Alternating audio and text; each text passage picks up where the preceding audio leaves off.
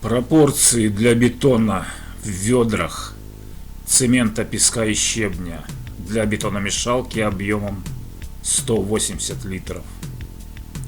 И последовательность смешивания всего этого. Почему в ведрах?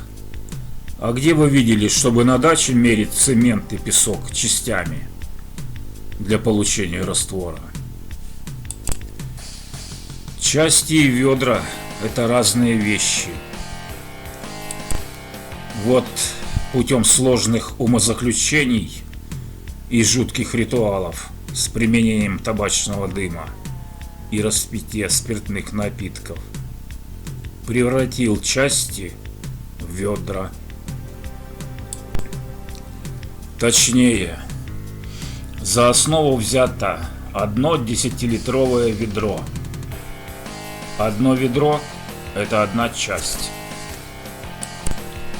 Как ни странно, в 50-килограммовом мешке цемента почему-то находится 4 10-литровых ведра, а не 5.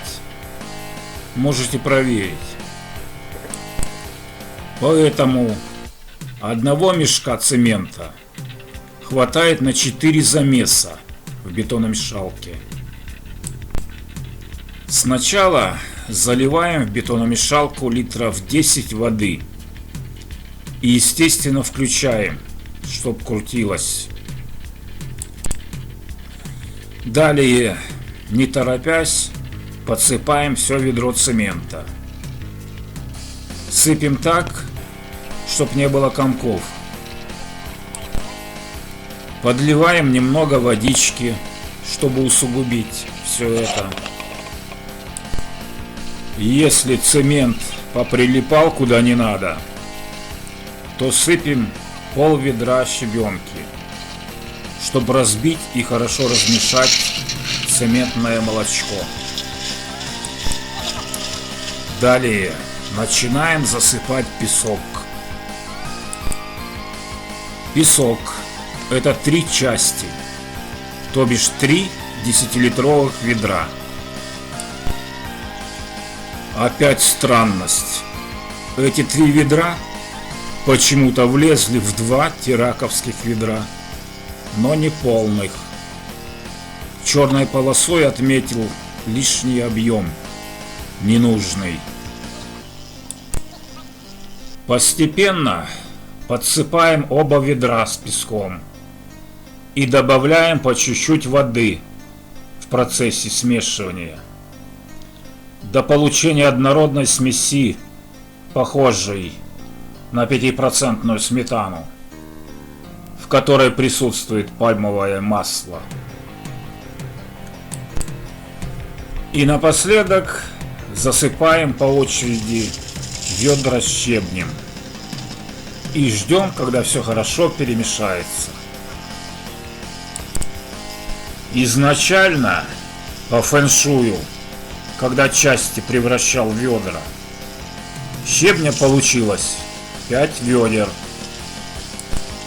Но опять же, по странному стечению обстоятельств, 5 ведер оказалось слишком много.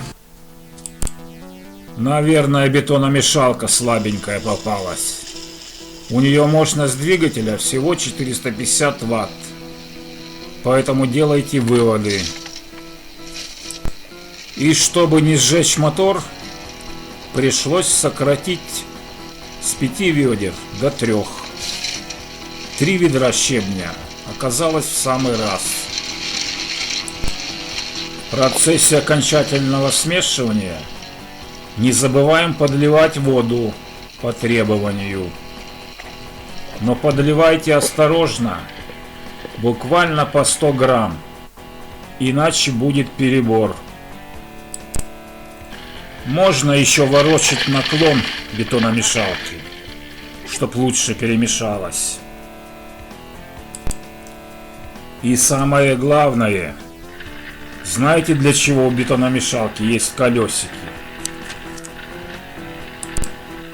Чтобы возить ее к тому месту, где собрались заливать формы.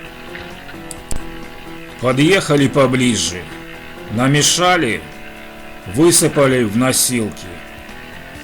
И из носилок совковой лопатой, и только лопатой, перекидали куда надо.